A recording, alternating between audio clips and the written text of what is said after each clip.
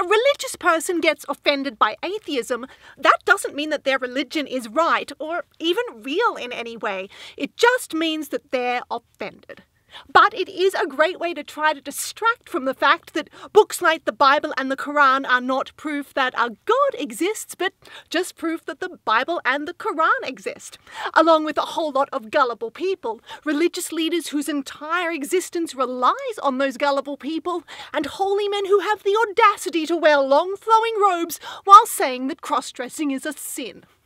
And maybe some megachurch preachers get offended by unbelievers because if a preacher can't get enough people to believe in his God, then, like a kid who no longer believes in Santa, he won't get his presents, like a tax-free income and the ability to say that being gay is a sin while secretly having sex with male prostitutes that comes with believing in an imaginary creature.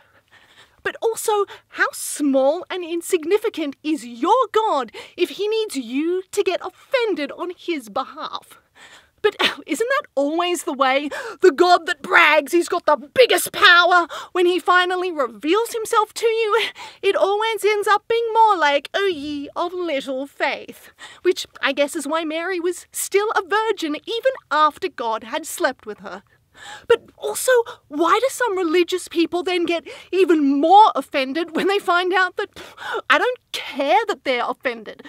Surely not caring that they're offended is me actually following in the footsteps of God, who, over the long course of his career, has clearly shown that he doesn't care who might get offended by rape, sexism, pedophilia, child abuse, slavery, homophobia, Christian TV, Jehovah's Witnesses, Ken Ham, the slogan "Pray the Gay Away," and the fact that an all-loving and all-caring God seemed to forget to stop the Holocaust. But finally, if you are going to get offended by something, maybe get offended by the fact that your God is a mass-murdering psychopath, who, if he feels disrespected, has a huge tantrum like a toddler.